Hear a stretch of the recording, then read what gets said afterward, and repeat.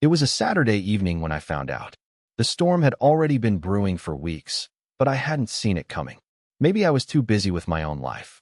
Maybe I just didn't want to see it. But by the time the truth was finally right in front of me, it felt like a sudden gust of wind had blown away everything I thought I knew. Her name was Emily, my wife. She was everything I had ever wanted: beautiful, intelligent, kind, and seemingly dedicated to our family. I thought I knew everything about her. We had built a life together: quiet dinners, weekend trips, laughter in the car during long drives, everything I had ever dreamed of. But I never imagined the storm inside her mind, the one that had been gathering for months, maybe even years. I didn't see the cracks, the moments when she had started drifting away from me. I was blind, absorbed in my own world, chasing my career and forgetting that the most important part of my life was slowly slipping away. The night I found out was a series of little things that added up in a way I couldn't ignore anymore. It started when she came home later than usual, smelling faintly of perfume that wasn't hers. She didn't explain, just shrugged it off and went straight to the bathroom. I noticed a strange tension in the air, something I hadn't felt before. When I asked her about it, she said she was just tired, the usual excuse. But that night, there was a different kind of distance in her eyes. I had never been the type of man to jump to conclusions. I believed in trust, in loyalty, in the silent understanding that we were both in this together. But that night, something inside me cracked. I couldn't shake the feeling that something was off, that I had been missing something for a long time. It gnawed at me, kept me awake long after she had fallen asleep, her back turned to me in the dark. The next day, things only got stranger. I was out in the garden when I saw her phone screen light up through the kitchen window. It was a message, but she quickly grabbed it and tucked it away before I could see. My heart skipped a beat. It was a small thing, but it felt like a betrayal. Was I being paranoid? Or was I finally seeing the cracks in the walls? Later that evening, when she went out with her friends, I had a strange urge to check her phone. I had never done it before. I wasn't the type of man who felt the need to snoop. But that night, the impulse was too strong to ignore. And what I found shattered everything. It wasn't just a text. It was an entire conversation, one I wasn't supposed to see. The messages were from someone named James, and they weren't friendly greetings or casual chats. They were intimate. They were personal. Words exchanged between two people who had been seeing each other in secret for months. I felt sick as I read the messages, each one a dagger driven deeper into my heart. How could I not have seen it? But it wasn't the text that hit hardest. It was the realization of how long this had been going on, how well I had been kept in the dark, how much I had failed to notice, to ask, to see the truth. The following days were a blur. I didn't confront her immediately. I couldn't. I needed time to process it all, to figure out what had gone wrong.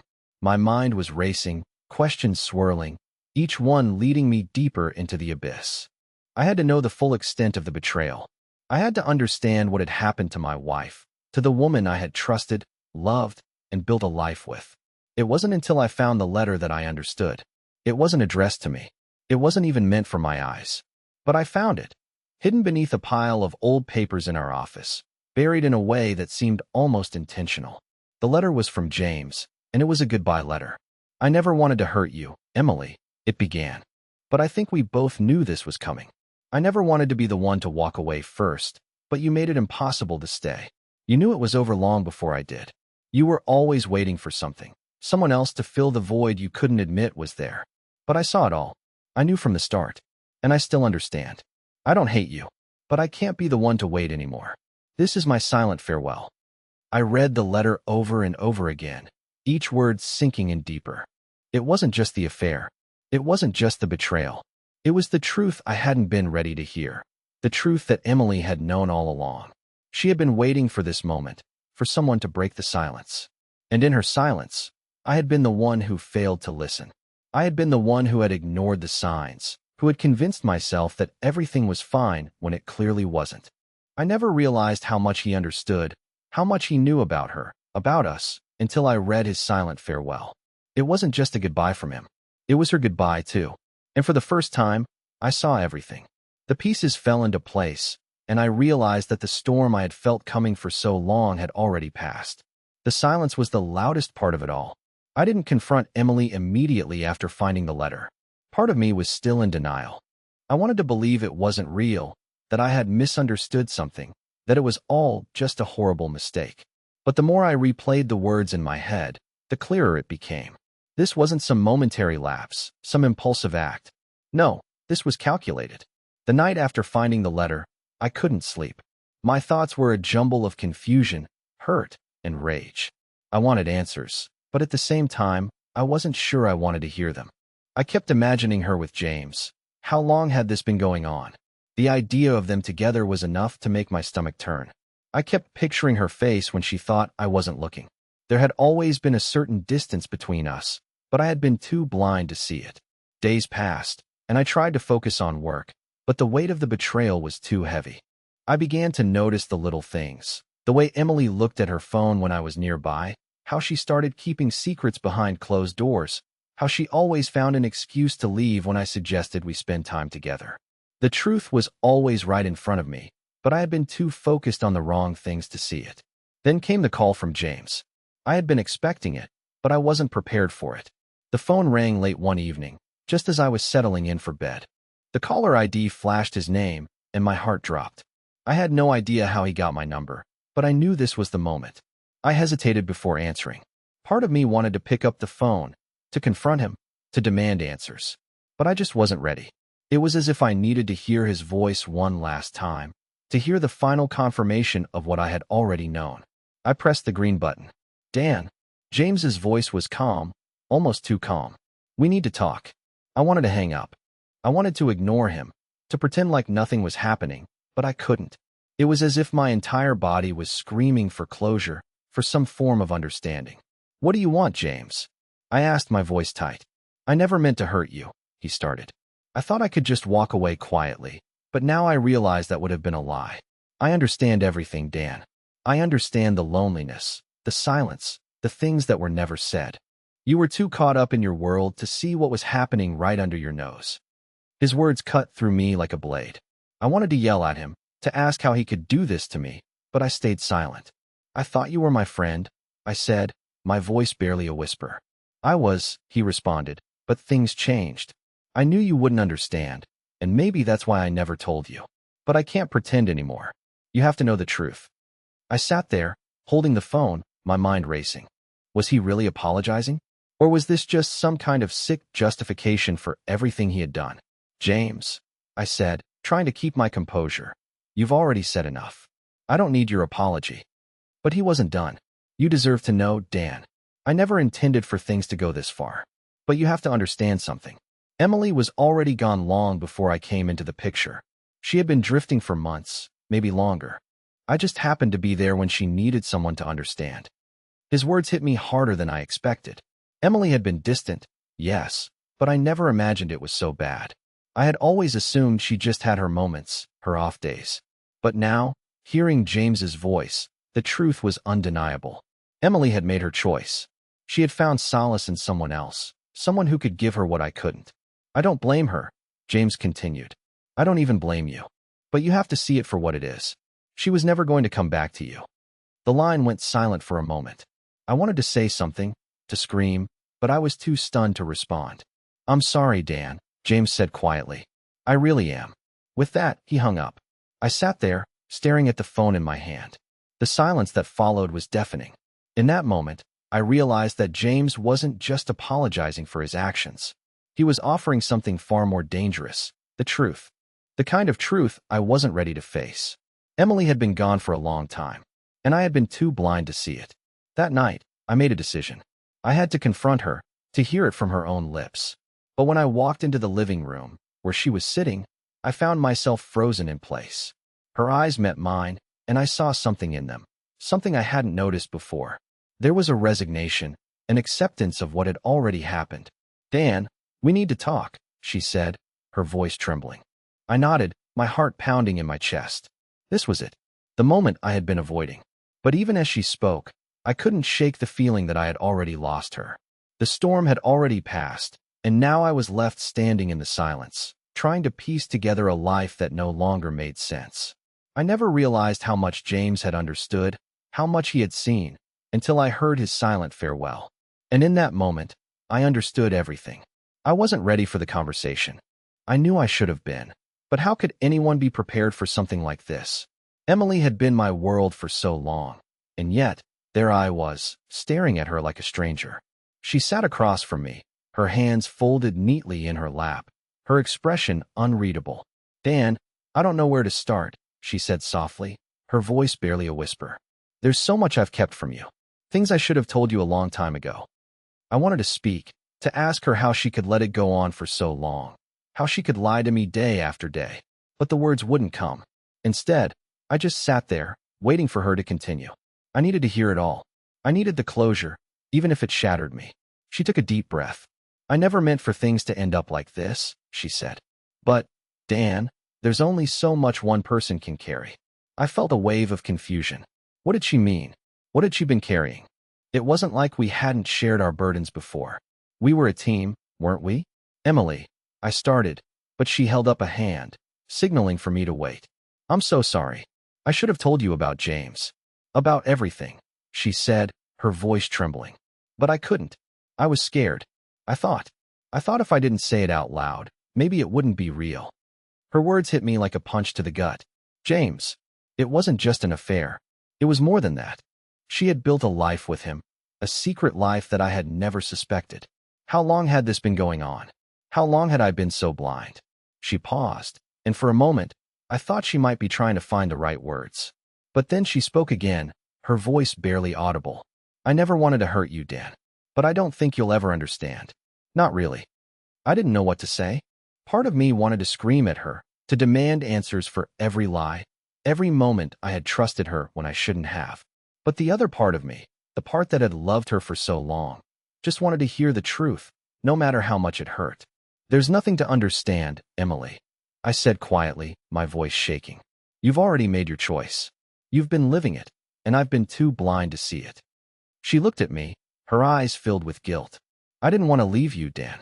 I thought I could fix things, but I couldn't. I was so lost in my own head, and James, he just made sense to me. He understood what I was going through. Each word she spoke felt like a slow-moving blade, carving away at the life we had shared. It was as if she was telling me that everything I had believed in, everything we had built, was just a mirage. But then came the part one hadn't been prepared for, the part that would change everything. I wasn't happy for a long time, Dan, she whispered, her voice breaking. I thought you'd be able to tell. I thought you'd see it, that you'd notice the distance growing between us. But you didn't, and I don't blame you. I wasn't giving you any reason to. The words hit harder than anything I had imagined. She had been waiting for me to notice, waiting for me to care enough to ask the right questions. But I hadn't. I had been too caught up in my own life, in my own struggles, to see hers. I know I've hurt you, Dan. More than I can ever make up for, she said, her voice barely above a whisper. But I think it's time to let go. The weight of her words hung in the air between us, and for a moment, everything felt suffocating. There it was. The truth. The thing I had been avoiding all along. She had already made her decision. She had already moved on. And I was the last to know. I sat there, my mind racing, trying to process everything. I wanted to fight, to demand answers. But deep down, I knew this was the end. There was no fixing it. There was no going back. And then, in the midst of the silence, I realized something. Emily hadn't been the only one in this relationship holding secrets. I had been blind to her pain, to the growing distance between us, but I had also been too afraid to face my own shortcomings. I hadn't been the husband she needed. I hadn't seen her. I hadn't been there when she needed me the most. Emily, I said finally, my voice barely a whisper, I don't know what to say. She shook her head. There's nothing left to say, Dan. We've already said everything we needed to. The silence that followed was deafening. I wanted to say more. I wanted to ask her why, to scream at her for everything she had done. But instead, I just sat there, the weight of her words sinking deeper into my chest. It was over. And the hardest part was knowing I had missed all the signs. I had been living in a dream, believing that everything was fine, when in reality, it had already fallen apart. I never realized how much she had been holding inside, how much she had been waiting for me to see, until she finally let go. But what hurt the most was the realization that she had already said goodbye long before the conversation even started. After that night, everything felt like it was falling apart at the seams. The house, which once felt like home, now seemed more like a cage. Emily and I had reached the point of no return, and every word spoken after that only seemed to deepen the rift between us. I could feel it, the silence growing louder, the distance expanding with each passing hour. She tried to make small talk, asking about the kids or what I'd eaten for lunch, but it was all surface level. The kind of conversation you have when you're both too scared to say what really needs to be said. But I couldn't pretend anymore. I had seen the truth in her eyes, heard it in her voice. Emily was gone long before I realized it. Days went by like this, each one more suffocating than the last. I couldn't concentrate on anything. Every glance at her sent a pang of regret through my chest. I'd catch her staring at her phone, her fingers typing away, and I'd wonder if it was James again, if their lives were continuing in parallel while mine was crumbling to dust. I remember one night, sitting in the living room, staring at the TV without really watching it. Emily had gone out, yet again. A girls' night, she said. It was a common excuse now. I found myself resenting her for using it, for leaving me alone with my thoughts. I couldn't help but wonder, was she seeing James again? Or had she just gotten so good at hiding everything from me? That's when I found it. A small, crumpled piece of paper, lying on the coffee table, half hidden under a stack of mail. At first, I thought it was just another bill or some random note she'd forgotten to toss. But when I unfolded it, I saw his name. James. The letter was short, barely a few lines, but it cut through me like a blade. Dan, I hope you understand. This isn't about you or Emily. This is just how it is. She's made her choice. I'm sorry for what it's worth. But you've always known, even if you didn't want to admit it. Take care. That was it. A cold, indifferent message, as if he had no regrets. No guilt. Just an acknowledgement that I had always been the fool. He understood everything. The spaces between us, the silence, the unspoken truth. And now, he was walking away, leaving me to pick up the pieces of a life I thought I understood. The words haunted me. They echoed in my mind over and over again, each repetition sinking deeper into my soul. You've always known, even if you didn't want to admit it. It was like a slap in the face. How could I have missed it? How could I have been so blind? That night, I couldn't sleep. I kept staring at the paper, wondering how long James had known the truth before I did. How long had Emily been waiting for him to fill the void I hadn't even seen? I thought about confronting her, asking her about the letter, demanding some kind of explanation. But deep down, I already knew what she would say. She would say she was sorry, that she never meant to hurt me. But it was too late for apologies. The damage had already been done, and the worst part was that I had allowed it to happen. The next day, Emily came home late, her eyes avoiding mine as she entered the house. She went straight to the kitchen, rummaging through the cabinets as if nothing had changed. But I saw it. There was a heaviness in her step, a weariness in her face that hadn't been there before. Emily, I said, my voice almost a whisper, what's going on? She didn't look up from the counter, but I could see the tension in her shoulders, the way she held herself, like she was bracing for a storm. I told you, Dan. I'm not happy. I haven't been for a long time. Her voice was flat, devoid of emotion. And I know this is hard to hear, but I think you knew that. I felt a coldness wash over me. The truth was finally out in the open, but hearing it from her still didn't make it any easier. I had known, somewhere deep inside, that something was wrong, but I had always hoped it would just fix itself, that we would just get back to how things used to be. But Emily had already made her decision. She wasn't just walking away from me. She was walking away from everything we had built. I opened my mouth to say something, to try and make her understand how much this was tearing me apart, but the words wouldn't come. Instead, I just stood there, watching her move around the kitchen, feeling like a stranger in my own home. She turned to me, her eyes finally meeting mine. I didn't want to hurt you, Dan, but I couldn't keep living like this. I couldn't keep pretending. Her words were a final blow. She didn't want to hurt me, but she had. She didn't want to admit it, but she already had. I looked at her one last time, searching for some sign of the woman I had once known, the woman I had loved. But all I saw was a stranger, a reflection of everything that had gone wrong. The life we had shared, the love we had built, was slipping through my fingers, and I couldn't hold on any longer. As I left the kitchen, the letter James had written still burned in my pocket, a reminder of the silent farewell that had been given long before I realized it. The truth was, I had never seen it coming, but somehow, deep down, I knew. The days following Emily's confession were the longest of my life. It was like everything around me was moving in slow motion. I could hear the sounds of the house, the ticking of the clock on the wall, the hum of the refrigerator, the occasional shuffle of footsteps from upstairs, but none of it felt real. It was as if I was living in a dream, a nightmare that I couldn't wake up from. I kept replaying her words in my mind. I haven't been happy for a long time. I wanted to argue with her, to fight back, to say that I had always been there for her, that I hadn't known things were falling apart. But the truth was, she was right. I hadn't seen it. I hadn't been the man she needed, and now it was too late. I couldn't look at her without feeling a pang of betrayal. It wasn't just the affair with James, it was the quiet distance that had been growing between us for months, maybe longer. The late nights, the empty conversations, the missed chances to connect. All of it had been there, hiding in plain sight. And I had ignored it. I had convinced myself that everything would get better on its own, that our love was strong enough to weather anything. But love, as I was learning the hard way, wasn't enough when two people stopped trying. I spent the next few days mostly alone, trying to process everything. Emily had gone out again, probably to see James or to escape from the suffocating tension that had settled over the house. I don't know why I kept waiting for her to come back, to change her mind, to apologize for everything. But deep down, I knew it wasn't going to happen. She had already made her decision, and I was just a spectator in the aftermath. That's when the call came. It was from James. "Dan, we need to talk," he said, his voice cool, calm. Like nothing had changed. Like he wasn't the man who had torn my life apart. "I don't think we need to talk, James," I said, trying to keep my composure. "I think everything's already been said." "I know you're angry," he replied. "And you have every right to be. But there's more you need to understand. It's not as simple as you think." I felt a surge of frustration, but I didn't hang up.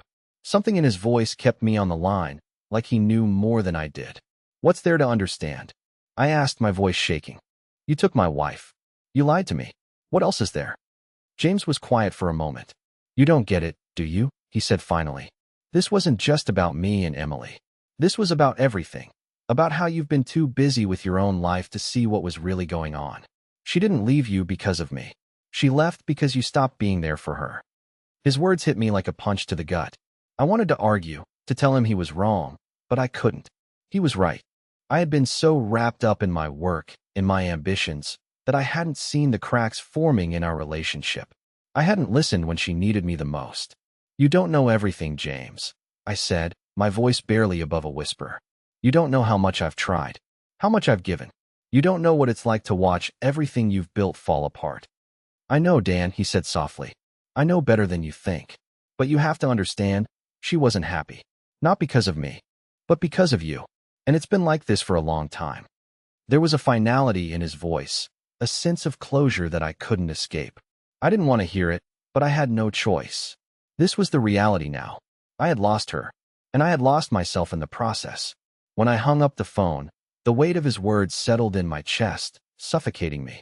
I had never felt so small, so insignificant. The man who had always prided himself on being in control, on knowing everything, had missed the most important thing of all, the woman he loved. I didn't know what to do next. I didn't know how to fix this, or if it was even possible to fix. I had spent so much time pretending that everything was fine, that I had ignored the signs. And now it was too late. The house felt empty. The walls seemed to close in around me, suffocating me with the silence. I looked around at the familiar surroundings, the pictures of our vacations, the furniture we had picked out together, the little things that once made this place feel like home, and I couldn't recognize it anymore. Nothing felt real. Nothing felt like it was mine. I knew I needed to talk to Emily, to ask her the questions I had been too afraid to ask before. But as I sat there, staring at the phone in my hand, I realized I wasn't sure I wanted to know the answers. What was the point? What was left to say? I had already lost her. I spent the next few hours lost in thought, replaying everything in my head. The good times, the bad times, the things I should have said, the things I should have noticed. And then, the letter. I couldn't stop thinking about it. The words that James had written to me, the way he had been able to see everything I couldn't. It wasn't just a silent farewell. It was a final understanding, an acknowledgement of everything that had been wrong between Emily and me. And, for the first time, I realized that I had never truly understood the depth of the disconnect between us. Not until it was too late. I never realized how much he understood until I read his silent farewell. And now, all that was left was the bitter aftertaste of regret. The next few days felt like they were suspended in time. Emily and I barely spoke. Every word we exchanged seemed to carry a weight too heavy to bear. I found myself avoiding her, retreating into the silence of the house. The air was thick with unspoken truths. We both knew what was coming. The end was inevitable, but neither of us was ready to face it completely. I spent most of my time in the office, even though I had no real work to do. I didn't care. I just needed to escape the suffocating presence of the house. But no matter how far I went, the weight of everything followed me. It clung to me like a shadow, reminding me that this wasn't just some temporary setback. It was the end of everything I had once believed in. Then came the letter. I don't know why I went back to the old box in the attic. Maybe I was searching for answers. Maybe I just needed to hold on to something, anything, that felt like it belonged to a time before everything fell apart. It was a box full of old letters, photos, mementos of our life together. But it was the letter that caught my attention, the one from James. It was the same letter I had read before, but this time, it felt different. There, at the bottom of the envelope, was a second piece of paper. It was folded neatly, as if someone had carefully placed it there, as if it had been waiting for me to find it. I unfolded it slowly, my heart racing. It was a note from Emily. "Dan," it began, "I've never been good at expressing myself. You've always been the strong one, the one who knew what to do. But I've been lost for a long time. And now I see that I've only hurt you by pretending everything was fine when it wasn't. I'm sorry. I wish I had been brave enough to face the truth sooner. But I wasn't. I thought I could fix things on my own. I thought I could just keep pretending. But I was wrong." I stared at the words, my mind reeling. The apology felt too little, too late. It was like she was admitting what I had known all along, but I wasn't sure it would ever make a difference. I wanted to scream, to shout at her, but I couldn't. There was nothing left to say. She had already made her choice, and it wasn't me. But there was something else in the letter, something that made my stomach churn. At the end, she wrote, "I hope you can find it in your heart to forgive me. And I hope you can forgive yourself, too." I felt the ground slip beneath me. Forgive myself? For what? For trusting her? For believing in us? For being blind to the truth for so long? I didn't know if I could ever forgive myself for that. The letter wasn't just an apology. It was a confession. It was Emily's way of telling me that she had known all along what was happening, that I had been living in a lie. And now, with that final goodbye, she was asking for forgiveness. But the more I thought about it, the more I realized something. Forgiveness wasn't going to change anything. Nothing would ever go back to the way it was. I wasn't the same person anymore, and neither was she. We had both changed, but in different ways. And I didn't know if I could ever go back to the life I had known before. The silent agreement had been made, and there was no going back. As I placed the letter back in the envelope, I felt a sense of finality settle over me. This was it. This was the moment when everything we had built, all the years of love and trust, crumbled into dust. And all I had left was the realization that I had been blind to everything, that I had allowed it to slip away without ever really seeing it. I never realized how much she understood until I read her silent farewell. But even then, it wasn't enough. It was too late. It was a week later when Emily asked to speak with me. I had been dreading this moment, the one where she would say everything she needed to say, and I would have no choice but to listen. There was no escaping it. The tension in the house had been unbearable. Every glance, every word we exchanged felt like a confrontation. We were no longer the couple we used to be. We were two strangers, trapped in the same space, pretending everything was fine. "Dan, we need to talk," she said, her voice soft but firm. I looked at her, my heart pounding in my chest. She was sitting on the edge of the couch, her hands clasped tightly in her lap. She looked so fragile, so small, but I knew that this conversation wasn't going to be easy for either of us. I nodded. "Go ahead. I don't know how to start," she began, taking a deep breath. "I don't know how to say this without making everything worse, but I think it's time for us to let go." I stared at her, the words hanging in the air between us. Let go. The phrase was simple, but it felt like a hammer to the chest. We had both been holding on for so long, clinging to the idea of what we once had, but now it was clear there was nothing left. It was over. "Emily," I said, my voice barely above a whisper. I thought we could fix this. I thought we could find our way back to each other. She shook her head slowly, her eyes filled with sorrow. I know you did, but I can't keep pretending. I've been lying to myself for so long, thinking that I could fix everything, that things would change. But they didn't. And now, I see that I've hurt you more by staying than by leaving. The words hit me harder than I expected. Hurt me more by staying? I had never imagined that she would say something like that. For years, I had believed that we were in this together, that we could weather any storm. But Emily had already made up her mind. She had already decided that she couldn't be with me anymore. I tried to speak, to protest, but nothing came out. I was paralyzed, my mind racing with 1,000 questions. How had we gotten here? Where had I gone wrong? What had I missed? I never wanted to hurt you, Dan, she continued, her voice breaking. I never wanted to be this person, the one who walks away. But I'm not the woman you married anymore. I've changed. I've been changing for a long time, and I don't think there's any way to go back. I couldn't look at her anymore. I turned away, staring at the wall, trying to make sense of the chaos in my mind. I had spent so many years believing that we could work through anything, that love would be enough. But love, it seemed, wasn't enough. It wasn't enough to fix what had broken between us. I wish I had seen it sooner. I finally said, my voice thick with emotion. I wish I had been able to see what was happening to us. I know, she whispered. I've been waiting for you to see it. But you didn't. And now we're both stuck in this place where we can't move forward. It was like a cold wave washing over me. The realization that I had failed her, that I had missed the signs, hit me harder than anything else.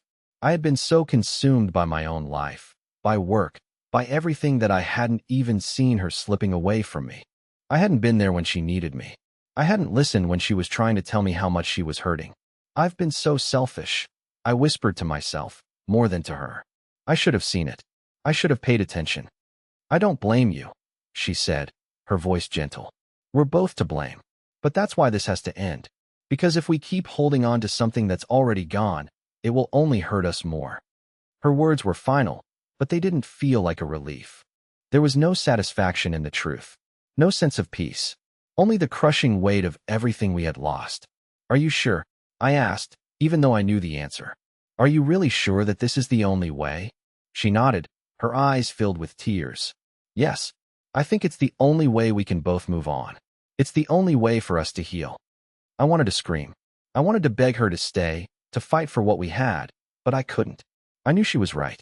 We had reached the end of the road, and I was finally beginning to understand what that meant. She stood up, her movements slow, deliberate, as if she was trying to savor the last moments of something that had already died. I'm sorry, Dan. I really am. I wish I could have been the person you wanted me to be, but I'm not. And then, with that, she left. I sat there, the weight of her words pressing down on me, suffocating me. I had never felt so alone. The house felt empty, hollow. The silence was deafening. It was over. I didn't know what the future held. I didn't know if I could ever forgive her, or myself. But one thing was clear.